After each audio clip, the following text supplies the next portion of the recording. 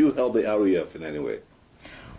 Well, if you are looking at, maybe I helped all Sierra Leoneans.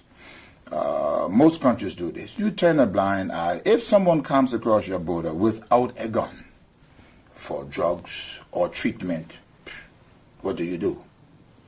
You let them in. If it comes to this, I help everybody. And in fact, there are international regulations that shows you how to deal with refugees. If someone comes across your border, whether he's a soldier, it's very hard to tell who is a soldier in Africa now once you don't have on a uniform. But if you came across the border without war-like materials, you must assume that the individual is a refugee. You register him, he comes in. But the borders across our countries, especially Liberia, Sierra Leone, Guinea, and parts of Ivory Coast, you're talking about the most dense rainforest is in that particular region. It's very difficult to control who comes in. It's not like your terrain here where you can see miles. The forest is dense. Sometimes it rains and it doesn't hit the floor. So it's very difficult. To help them directly, no, we were sympathetic to what was going on in Sierra Leone, but we didn't have the means to help. Other countries did. They have alleged that directly or indirectly that you actually helped the RUF rebels help in hacking the limbs of Sierra Leoneans in the war. Oh my God. What's your story? Oh my God. How I led a civil revolt in Liberia as leader of the MPFL for 7 years. There are no incidents in Liberia of any cutting off of limbs in Liberia throughout the 7 years of the Liberian Civil War.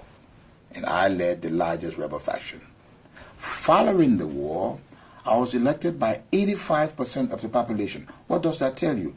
It tells you that I conducted myself in line with international law. Liberians who have never voted by 85% giving me their vote following an election, a war that I led.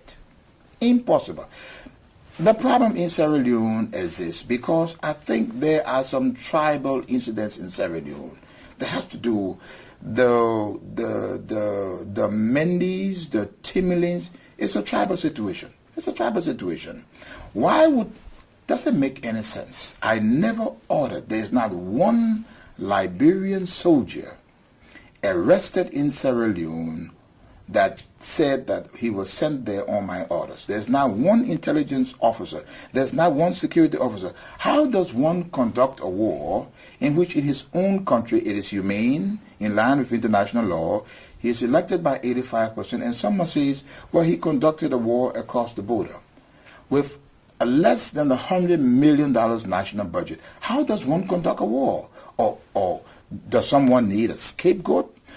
Or are we saying that the essence of Western help to Africa is when you grab an African leader based on your perception and you disgrace him and humiliate him? Is this an Africa policy? Come on. West Africans are capable of determining if Charles Taylor did or didn't do something wrong in Sierra Leone.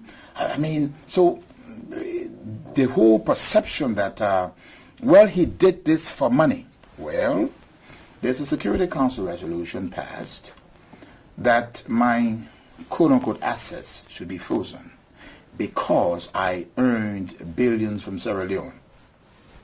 I welcome the resolution because all of the accusations center on the fact that I was involved in Sierra Leone for financial gains. Well, for the diamond trade. For the diamond trade. Were you? No. But the way that this is going to be tested, because there's a Security Council resolution that calls for the freezing of quote-unquote monies and assets, I welcome it, and I hope they do the search diligently. And when they search and find, I'll put it to 10 years. Go back on my record for 10 years. If they find any foreign bank account in any country on the planet with monies for me, or they find properties as they have alleged, then I stand guilty. If they do not find it, are they going to be honorable enough to come back and say, well, we wronged Mr. Taylor? because this is what's going to happen. Because the whole thing is based on perception, hatred, with, may I say, faulty intelligence. In other words, you have no assets abroad. None. And I challenge those nations that have sponsored the resolution.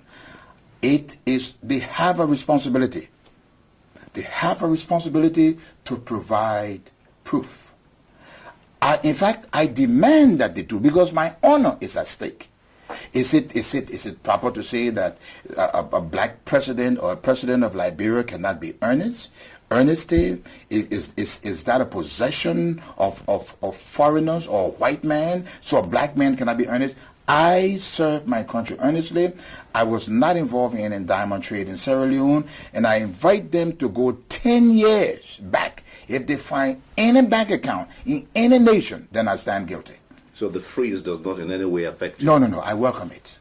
I welcome the freeze. I welcome the freeze, provided, and I have asked some of my colleagues to say to the Security Council, well, you have to put a time limit to this. Mr. Taylor, my honor, I have to leave. I have children. My children cannot move. Their rights are being violated. It is bizarre. For example, this is the first time in the history of the United Nations the Security Council is gone after a family. A family. I thought the Security Council dealt with nation states. They're gone after an individual and a family.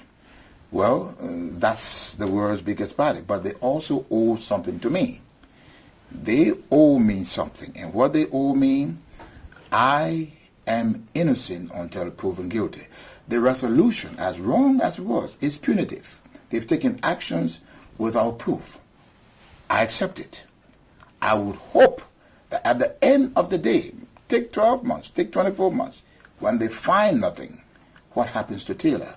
What happens to my honor? What happens to the years that my family, friends, everything, my name? So I hope they will, at the end of the day, come back and say, great, we searched, and Mr. Taylor was not involved in anything. Did you feel betrayed by the fact that they went into your house, into your residences in Liberia and searched, aided by your Ministry of Justice? I did not have anything to hide in my house. I regret that they went in there. I regret that United Nations forces were used to enter my house, because I would suspect that the UN troops in Liberia are to stay out of local politics. I felt that even if there was a court order, that Liberian police should have accompanied who. But, you have to remember, we are dealing with a national unity government in Liberia. That should not have occurred, because the party that heads the Justice Ministry is from one of the warring factions that fought my government. So at this particular time, with the Constitution of Liberia being suspended, and because we are going through a peace process in a unity government, that should have never happened.